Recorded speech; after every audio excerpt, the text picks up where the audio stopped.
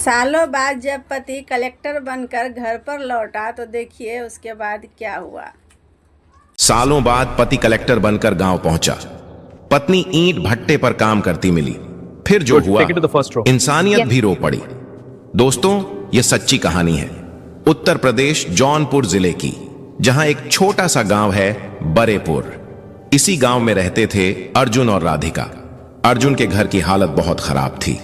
पिता लंबे समय से बीमार थे और मां दूसरों के घर बर्तन मांजकर किसी तरह घर चलाती थी।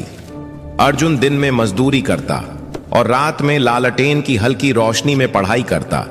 उसके पास ज्यादा कुछ नहीं था, कुछ पुरानी किताबें, एक टूटी चारपाई और एक सपना कि एक दिन वो पढ़ लिख कर बड़ा आदमी बनेगा।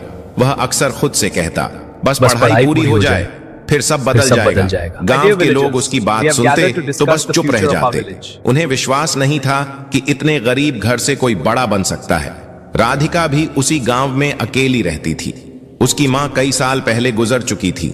एक छोटी सी झोपड़ी और थोड़ी सी जमीन थी जो अब खेती लायक नहीं रही थी।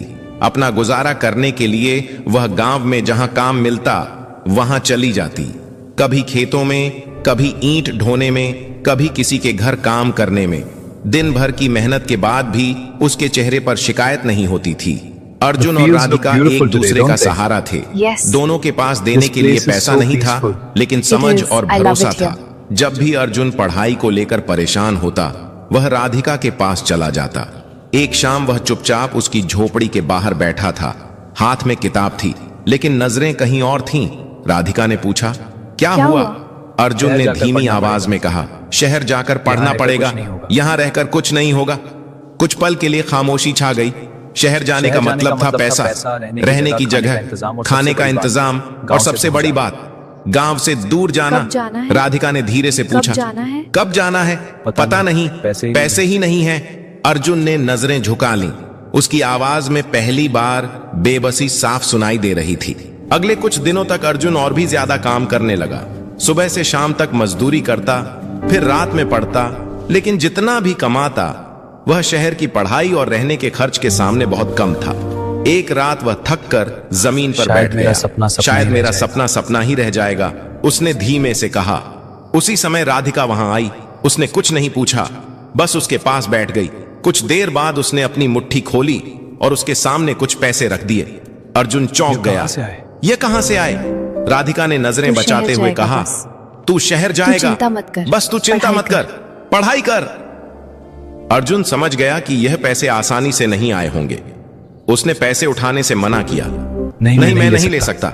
राधिका ने पहली बार थोड़ा सख्त होकर कहा, अगर तू नहीं जाएगा तो सारी मेहनत बेकार हो जाएगी। उसकी आंखों में अजीब सा विश्वास था, जैसे वह पहले से जानती हो कि अर्जुन सफल होगा। कई बार मना करने के बाद आखिर अर्जुन ने पैसे ले लिए। कुछ दिनों बाद शहर जाने की तैयारी पूरी हो गई।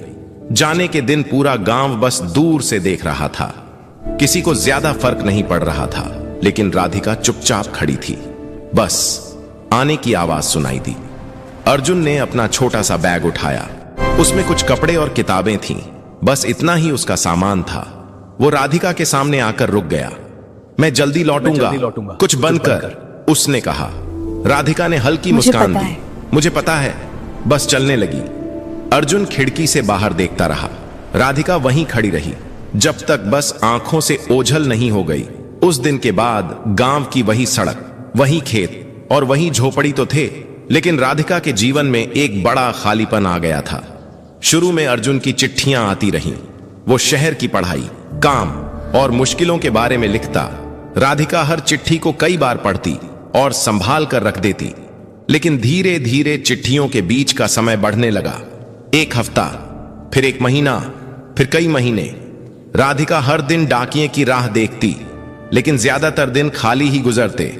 उधर घर चलाने के लिए उसे पहले से ज्यादा काम करना पड़ रहा था। गांव में काम कम मिलता था, इसलिए वह पास के ईंट भट्टे पर जाने लगी। वहां सुबह से शाम तक भारी ईंटें ढोनी पड़ती थीं। हाथों में छाले पड़ गए थे, लेकिन उसने काम छोड़ना नहीं सीखा। शाम को जब वह थकी हुई अपनी झोपड़ी में लौटती, तो सबसे पहले पुरानी चिट्ठियां निकाल कर देखती। उन चिट्ठियों में लिखा हर शब्द ही उसका सहारा था। समय धीरे धीरे गुजरता गया। एक दिन डाकिया कई महीनों बाद उसके दरवाजे पर आया। राधिका दौड़कर बाहर आई, लेकिन उसके हाथ में कोई चिट्ठी नहीं थी। अब कोई खत नहीं आता तुम्हारे नाम, डाकिया ने साधारण आवाज में कहा और आगे बढ़ गया। राधिका दरवाजे पर ही खड़ी रह गई। उस दिन उसे पहली बार एहसास हुआ कि शायद दूरी सिर्फ रास्तों में नहीं, दिलों में भी आ गई है। लेकिन उसने इंतजार छोड़ना नहीं सीखा था। अगली सुबह भी वह उसी ईंट भट्टे पर काम करने चली गई, जहां धूल, धूप और थकान के बीच उसका हर दिन बीतने लगा। वहां सुबह सूरज निकलने से पहले काम शुरू हो जाता था। ठंडी मिट्टी को गूंथना, गीली ईंटों को उठाकर कतार में लगाना और फिर सूखने के बाद उन्हें भट्ठे तक ढोना। दिन भर यही चलता रहता। मजदूरी बहुत कम मिलती थी, लेकिन राधिका के पास दूसरा कोई रास्ता नहीं था। धीरे धीरे उसका शरीर इस कठिन काम का आदी हो गया, पर मन अब भी कहीं दूर अटका रहता था। काम करते समय भी वह अक्सर सड़क की तरफ देख लेती, जैसे कोई अचानक आ जाएगा। कई बार उसे लगता कोई उसका नाम पुकार रहा है, लेकिन पीछे मुड़कर देखती तो सिर्फ धूल उड़ती दिखाई देती। शाम को बाकी मजदूर अपने परिवार के साथ लौटते, बातें करते, हंसते, लेकिन राधिका चुपचाप अपनी झोपड़ी की तरफ चली जाती। उसके पास कहने के लिए कोई नहीं था। दिन महीनों में बदल गए, मौसम बदल गया, बरसात आई गई, फिर सर्दी आ गई, लेकिन उसकी जिंदगी वैसी ही रही। काम, थकान और इंतजार। अब उसने चिट्ठियों की उम्मीद भी लगभग छोड़ दी थी। फिर भी डाकिया गांव में आता तो उसका दिल एक बार जरूर धड़क उठता। उधर शहर में अर्जुन की जिंदगी भी आसान नहीं थी। शुरुआत में उसे रहने के लिए एक तंग कमरा मिला था, जहां 4 लोग और रहते थे। दिन में वह पढ़ाई करता और रात को छोटे मोटे काम करके खर्च निकालता। कई बार भूखा भी सोना पड़ता, लेकिन उसने हार नहीं मानी। उसे हमेशा राधिका की एक बात याद रहती, तू बस पढ़, सब ठीक हो जाएगा। धीरे धीरे उसकी मेहनत रंग लाने लगी। उसने परीक्षाएं पास करनी शुरू कर दी। लोगों ने उसे पहचानना शुरू किया। अब उसके पास पहले से बेहतर जगह थी, बेहतर कपड़े थे और भविष्य भी साफ दिखाई देने लगा था। पढ़ाई और जिम्मेदारियों के बीच वो इतना उलझ गया कि गांव की यादें पीछे छूटती चली गईं। कभी कभी उसे याद आता, लेकिन वह सोचकर चुप हो जाता कि अभी समय नहीं है। 4 साल ऐसे ही गुजर गए। एक दिन वह परिणाम आया जिसका उसे सालों से इंतजार था। अर्जुन बड़े सरकारी पद पर चयनित हो गया। उस खबर ने उसकी जिंदगी बदल दी। जिन लोगों ने कभी उसे नजरअंदाज किया था, वही लोग अब उसके आसपास खड़े थे। बधाइयां, फोन, नए लोग, सब कुछ अचानक बहुत तेजी से बदल गया। लेकिन इस खुशी के बीच एक खालीपन भी था, जिसका एहसास उसे उसी रात हुआ जब वह अकेला बैठा था। कमरे में सन्नाटा था और इतने सालों में पहली बार उसे गांव की याद साफ साफ आने लगी। उसे मिट्टी की गंध याद आई, लालटेन की रोशनी याद आई और राधिका का शांत चेहरा भी। कुछ दिनों बाद उसे पोस्टिंग का आदेश मिला। जब उसने कागज खोला तो कुछ पल के लिए वह स्थिर रह गया। उसकी नियुक्ति उसी जिले में हुई थी जहां उसका गांव था। उसका दिल तेजी से धड़कने लगा। इतने साल बाद वह फिर उसी जमीन पर लौटने वाला था जहां से उसने सफर शुरू किया था। जिले में पहुंचने के बाद सब कुछ बदल चुका था। नई सड़कें बन गई थीं, कुछ जगह पक्के घर भी दिखने लगे थे, लेकिन हवा में वही पुरानी मिट्टी की खुशबू थी। सरकारी गाड़ी में बैठकर जब वह अलग अलग इलाकों का निरीक्षण कर रहा था, तो अचानक उसे महसूस हुआ कि वह सिर्फ काम नहीं कर रहा, वो कुछ ढूंढ रहा है। कई बार वह खिड़की से बाहर देखने लगता, जैसे किसी पहचान को तलाश रहा हो। आखिर उसने अपने ड्राइवर से पूछा, यहाँ आसपास ईंट भट्टे कहाँ हैं? ड्राइवर ने तुरंत जवाब दिया, आगे 2-3 बड़े भट्टे हैं। साहब, मजदूर आगे 2-3 बड़े भट्टे हैं, मजदूर वहीं काम करते हैं। अर्जुन ने धीमी आवाज में कहा, वहीं चलो। गाड़ी कच्चे रास्ते पर मुड़ गई। दूर से धुएं के बादल दिखाई देने लगे। जैसे जैसे गाड़ी करीब आती गई, हथौड़ों की आवाज, लोगों की पुकार और ईंटों की टकराहट साफ सुनाई देने लगी। गाड़ी रुकते ही अर्जुन कुछ पल अंदर ही बैठा रहा। उसके मन में अजीब सी घबराहट थी, जैसे वह किसी ऐसे सच के सामने जाने वाला हो जिससे वह सालों से बचता रहा था। आखिर उसने दरवाजा खोला और धीरे धीरे नीचे उतरा। उसकी नजर मजदूरों की भीड़ पर घूमने लगी और उसी भीड़ के बीच एक चेहरा ऐसा था जिसे देखते ही उसका दिल धड़कना भूल गया। वह राधिका थी, सिर पर ईंटों का बोझ, पैरों में धूल, हाथों में गहरे पड़े छाले, लेकिन चेहरा वही था जिसे वह कभी भूल नहीं पाया था। वो धीरे धीरे चल रही थी, जैसे हर कदम बहुत भारी हो। अर्जुन कुछ पल तक वहीं खड़ा रह गया। उसे समझ नहीं आ रहा था कि वह सच देख रहा है या कोई सपना। राधिका ने अभी तक उसे नहीं देखा था। वह ईंटों का ढेर रखकर वापस मुड़ी और फिर अगला बोझ उठाने लगी। अर्जुन के गले में जैसे शब्द अटक गए। 4 साल पहले जिस लड़की ने उसे आगे बढ़ने के लिए सब कुछ दे दिया था, आज वही इतनी कठिन हालत में खड़ी थी और वह इतने समय तक उससे दूर रहा। आखिर उसने धीमी आवाज में पुकारा, सरिता। राधिका। आवाज बहुत हल्की थी, लेकिन फिर भी राधिका रुक गई। उसने धीरे धीरे मुड़कर देखा। पहले तो वह पहचान नहीं पाई। सामने साफ कपड़ों में खड़ा मजबूत चेहरा, सरकारी गाड़ी के पास खड़ा आदमी। उसे समझ नहीं आया कि यह कौन है, लेकिन अगले ही पल उसकी आंखें फैल गईं। अर्जुन! उसके होंठ कांप उठे। दोनों कुछ देर तक बस एक दूसरे को देखते रहे। आसपास की आवाजें जैसे दूर चली गईं। भट्टे का शोर, लोगों की बातचीत, सब कुछ धुंधला पड़ गया। अर्जुन आगे बढ़ा, लेकिन कदम भारी थे। उसके पास शब्द नहीं थे। वह सिर्फ इतना कह पाया, तू यहां। राधिका ने हल्की सी मुस्कान लाने की कोशिश की, लेकिन वह मुस्कान थकान में खो गई। काम करती हूं, उसने साधारण आवाज में कहा, जैसे इसमें कुछ खास नहीं हो। अर्जुन की नजर उसके हाथों पर गई। उंगलियां फटी हुई थीं, हथेलियां खड़ी हो चुकी थीं। उसे याद आया, वही हाथ कभी उसे पानी देते थे, चिट्ठियां पकड़ते थे। आज वही हाथ ईंटों का बोझ उठा रहे थे। उसके भीतर पछतावे की लहर उठी। तूने बताया क्यों नहीं? उसने धीमे से पूछा। राधिका ने नजरें झुका ली। क्या बताती? तू अपने काम में लगा था। अच्छा ही है। उसकी आवाज में शिकायत नहीं थी, लेकिन दूरी साफ महसूस हो रही थी। कुछ मजदूर अब उन्हें देखने लगे थे। कोई समझ नहीं पा रहा था कि एक बड़ा अफसर एक मजदूर से क्यों बात कर रहा है। अर्जुन को यह सब अच्छा नहीं लगा। चल थोड़ी देर उसने तुरंत कहा, चल थोड़ी देर बैठते हैं। राधिका हिचकिचाई। काम है। अगर मालिक ने देख लिया तो मैं बात कर लूंगा। अर्जुन ने पहली बार ठोस आवाज में कहा। वह उसे भट्टे से थोड़ी दूर पेड़ के नीचे ले आया। वहां हल्की छाया थी। राधिका बैठ गई, लेकिन उसके हाथ अब भी मिट्टी से भरे थे। अर्जुन उसके सामने खड़ा रहा, जैसे बैठने की हिम्मत नहीं हो रही हो। कुछ पल की चुप्पी के बाद उसने पूछा, तू ठीक है? हाँ। राधिका ने सिर हिलाया। हाँ। ये हाँ बहुत छोटा था, लेकिन उसके पीछे कितनी थकान छिपी थी, यह साफ दिख रहा था। अर्जुन के मन में सवाल उमड़ रहे थे। क्या वह अकेली है? कैसे जी रही है? क्या उसने कभी उसे याद किया? लेकिन वह कुछ पूछ नहीं पा रहा था। उसे लग रहा था कि पूछने का हक उसने खो दिया है। आखिर उसने धीरे से कहा, मैं वापस आ गया हूं। यही पोस्टिंग हुई है। राधिका ने पहली बार उसकी तरफ ठीक से देखा।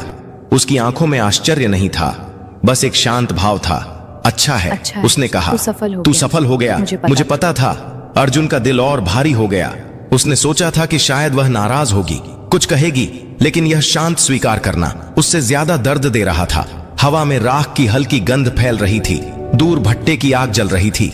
राधिका ने उठने की कोशिश की। मुझे जाना होगा, काम बाकी है, उसने कहा।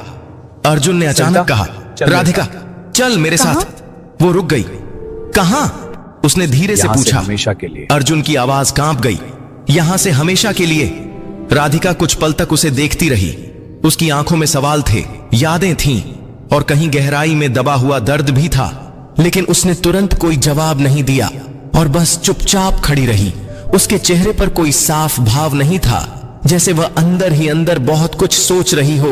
हवा में भट्टे की गर्मी घुली हुई थी और दूर से मजदूरों की आवाजें आ रही थीं, लेकिन उस पर दोनों के बीच सिर्फ खामोशी थी। अर्जुन ने फिर धीरे से कहा, मैं सच कह रहा हूं, अब तुझे यहां नहीं रहना पड़ेगा। राधिका ने उसकी आंखों में देखा। इतने साल बाद याद आई मेरी। उसकी आवाज धीमी थी, लेकिन सीधी दिल तक पहुंच रही थी। अर्जुन के पास इसका कोई जवाब नहीं था। उसने नजरें झुका ली। गलती हो गई मुझसे बहुत बड़ी, उसने मुश्किल से कहा। मैं काम में उलझता गया और सोचता रहा कि एक दिन सब ठीक कर दूंगा, लेकिन समय निकल गया। राधिका ने गहरी सांस ली। समय ही तो सबसे बड़ी चीज होता है अर्जुन, जो चला जाए वह वापस नहीं आता। यह सुनकर अर्जुन की आंखें भर आईं।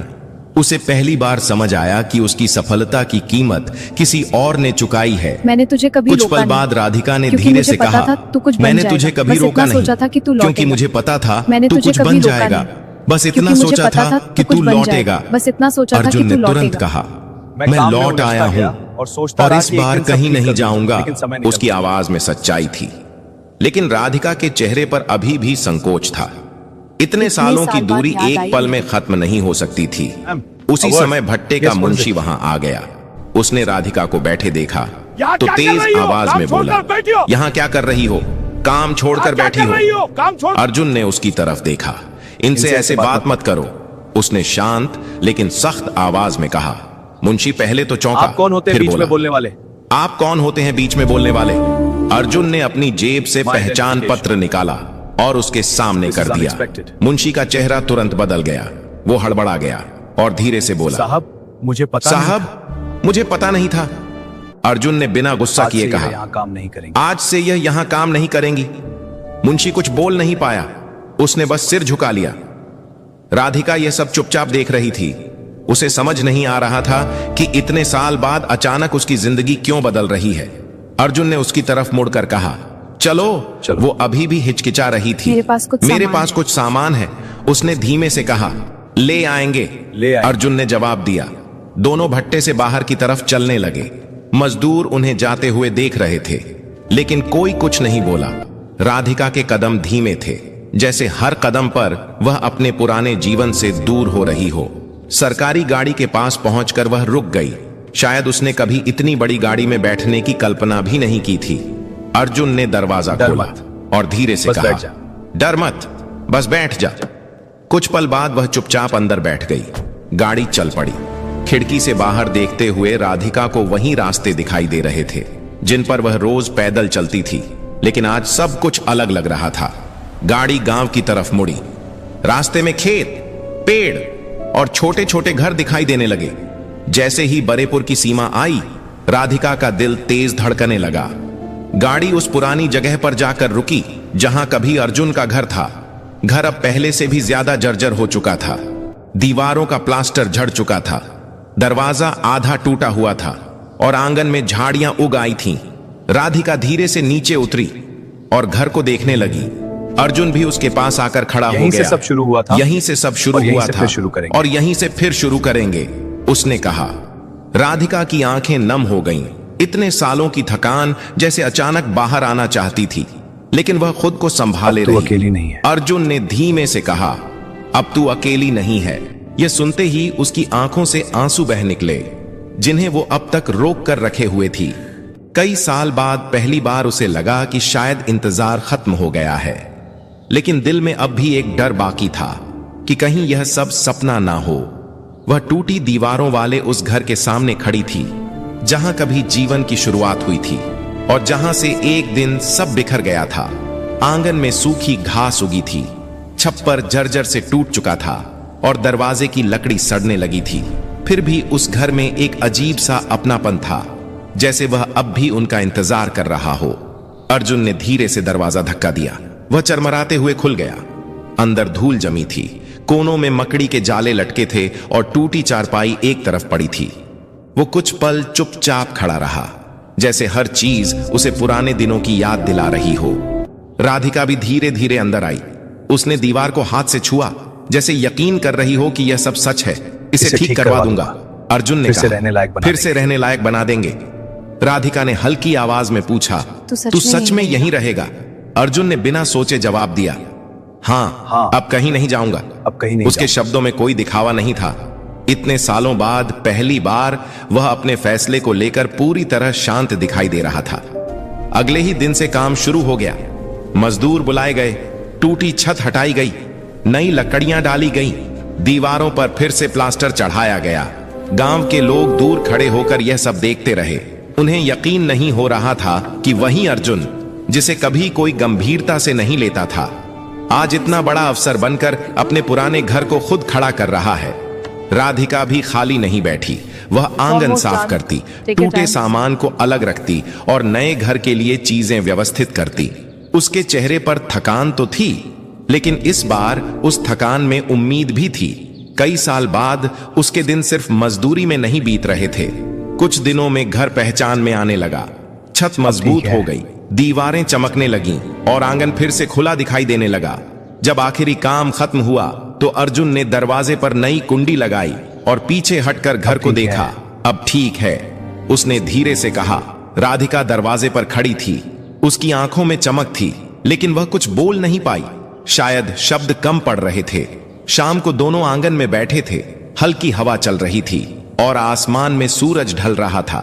चारों तरफ शांति थी, वैसी शांति जो बहुत लंबे संघर्ष के बाद तुझे मिलती पता है मैं जितना आगे अर्जुन बढ़ता ने गया उतना ही धीमी खाली आवाज होता में गया। कहा, तुझे पता है मैं जितना आगे बढ़ता गया उतना ही खाली होता गया। उतना ही सब कुछ खाली था, होता लेकिन गया। सुकून नहीं था। सब कुछ था लेकिन सुकून नहीं आज था। समझ आया कि असली राधिका कमी ने क्या उसकी तरफ देखा। आज समझ आया कि असली कमी क्या थी। उसने आगे कहा। राधिका ने कुछ नहीं पूछा, लेकिन उसकी आंखों में जवाब था। अर्जुन ने उसकी तरफ देखते हुए पता है मैं कहा, जितना आगे बढ़ता "तू गया नहीं उतना ही थी?" खाली होता गया। यह सुनकर राधिका की आंखें फिर भर आईं। उसने नजरें झुका लीं, जैसे अपने आंसू छिपाना चाहती हो। कुछ देर बाद उसने धीरे से कहा, सोचा भी नहीं मैंने था कभी कि सोचा सब भी फिर नहीं से था ऐसा हो कि जाएगा। सब फिर से ऐसा हो जाएगा। अर्जुन ने जवाब मुझे दिया, भी नहीं। मुझे भी लेकिन नहीं। शायद कुछ रिश्ते टूटते लेकिन नहीं, शायद बस समय कुछ के रिश्ते नीचे दब जाते टूटते हैं। नहीं, मुझे भी बस नहीं। समय के नीचे दब लेकिन जाते शायद हैं। कुछ रिश्ते टूटते रात नहीं, बस गहराने समय के लगी। नीचे दब जाते हैं। आंगन में दिया जल रहा था। उस छोटी सी रोशनी में दोनों के चेहरे साफ दिखाई दे रहे थे, थके हुए लेकिन संतुष्ट। अर्जुन ने गंभीर होकर कहा, एक बात वादा कर, अब कभी मुझे छोड़कर नहीं जाएगी। राधिका ने उसकी तरफ देखा। इस बार अगर उसकी तू साथ आंखों में रहेगा डर तो नहीं कहीं था। जाने की जरूरत अगर ही तू नहीं साथ पड़ेगी। रहेगा तो कहीं जाने की जरूरत ही नहीं पड़ेगी। उसने शांत आवाज में हमेशा कहा। साथ रहूंगा। अर्जुन ने धीरे से सिर हिलाया। मैं हमेशा साथ रहूंगा। उस पल कोई बड़ा वादा नहीं था, कोई शोर नहीं था, बस दो लोगों का शांत विश्वास था जो शब्दों से ज्यादा मजबूत होता है। दिन बीतने लगे, घर में चूल्हा जलने लगा, आंगन में सफाई रहने लगी और लंबे समय बाद उस घर में जीवन की आवाजें लौट आईं। अब राधिका को सुबह ईंट भट्टे नहीं जाना पड़ता था। वह घर संभालती, पौधे लगाती और कभी कभी बस आंगन में बैठकर आसमान देखती, बिना किसी चिंता के। अर्जुन अपने काम पर जाता, लेकिन शाम को सीधे घर लौट आता। अब उसकी सबसे बड़ी खुशी यही थी कि कोई उसका इंतजार कर रहा है। एक शाम दोनों आंगन में बैठे थे, आसमान में तारे निकल आए थे। राधिका ने धीरे से कहा, इतने साल मैंने इंतजार किया, लेकिन आज लगता है कि सब व्यर्थ नहीं था। अर्जुन ने उसकी तरफ देखा। क्योंकि तेरे इंतजार ने क्योंकि तेरे इंतजार ने ही मुझे यहां तक पहुंचाया। दोनों चुप हो गए। उस खामोशी में कोई बोझ नहीं था, बस सुकून था। समय ने बहुत कुछ बदल दिया था, हालात, जिंदगी, रास्ते, लेकिन एक चीज नहीं बदली थी और वह था उनका साथ। और शायद जिंदगी की सबसे बड़ी जीत यही होती है, जब इंसान सब कुछ खोकर भी अपने सबसे जरूरी रिश्ते को वापस पा ले। दोस्तों, इस कहानी की सीख यह है कि सच्चा साथ और सच्चा त्याग कभी व्यर्थ नहीं जाता। समय चाहे कितना भी लंबा क्यों ना हो, अगर दिल साफ हो, लंबा क्यों ना तो रिश्ते फिर से जुड़ सकते हैं। सफलता तभी पूरी होती है जब उसमें अपने लोगों की जगह खाली ना हो। लेकिन अब आप बताइए, अगर आपकी जिंदगी में कोई ऐसा इंसान हो जिसने आपके लिए सब कुछ किया हो, तो क्या आप उसे कभी अकेला छोड़ सकते हैं? किया हो तो क्या आप उसे कभी अकेला छोड़ सकते हैं? जिसने आपके लिए सब कुछ कमेंट किया में हो, तो अपने क्या आप विचार उसे कभी जरूर अकेला छोड़ लिखें। सकते हैं? और अगर यह कहानी आपके दिल को छू गई हो तो इसे जरूर शेयर करें। और ऐसे ही सच्ची और भावनात्मक कहानियां सुनने के लिए डार्क स्पायर स्टोरीज को सब्सक्राइब करना ना भूलें। चैनल कहानी मिलेंगे अगली कहानी में। तब तक अपना ख्याल रखें। जय हिंद, जय भारत।